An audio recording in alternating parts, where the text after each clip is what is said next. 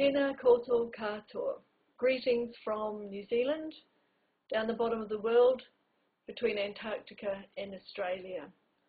I met Alex 4, maybe 5 years ago when I visited SUNY. I won an award to investigate how institutions were working together for e-learning, and meeting Alex was certainly one of the highlights of my visit. We've had intermittent contact. It's my relatively recent involvement with Twitter that means that I feel like we've keeping in touch much more, and it's social networking tools that enable me to keep in touch with people all over the world or re-establish that contact. Thank you so much, Alex, for inviting me to be a part of this. I've listened to what other people said and reiterate what was said about tools, how overwhelming it is for both educators and students to try and understand how to use them, what they're good for, what they're not good for, and designing or living out learning experiences that use them. I also reiterate the frameworks that have been talked about and find various frameworks helpful myself. But I want to focus on you, the role of the educator, because that's crucial in an engaging learning experience too.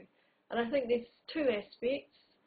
One is your passion and confidence, and that can only come about through experimenting with the tools yourself.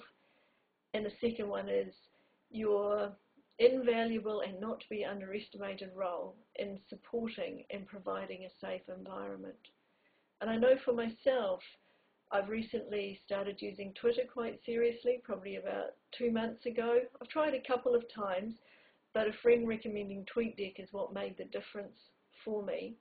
And since then, I've been able to deeply experience the value add that it brings. For example, I found out in a LinkedIn group that there was a tour of a Second Life island that I was interested in joining, but I tweeted saying 3 o'clock in the morning is no good for me because if people in the States start early in their working day, that's what it means for us in New Zealand. And the woman organising it tweeted straight back and organised an Asia Pacific time to have a tour, all because I tweeted. Also through Twitter I found out about a group of change management people working together on a wiki for 48 hours, and I could join in with them even though most of them were people I'd never met before in Europe.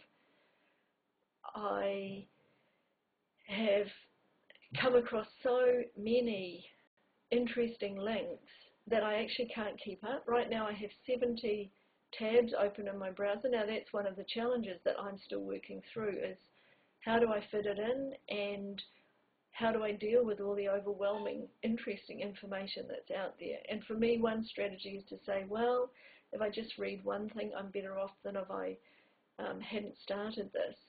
But my point really is that it's only as I experience it for myself that I can work out what Twitter's good for, what the challenges are, and I actually use tweets about using Twitter to help me work it out, plus people. And another example of where it really added value is sending out a question about quiz survey software and getting an answer back.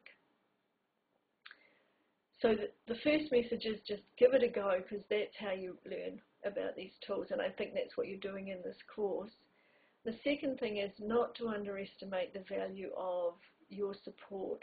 Engagement, to me, can't equal fear or overwhelmedness or uncertainty, and it must mean things like interest, excitement, fun, confidence, motivation, relevance, interest.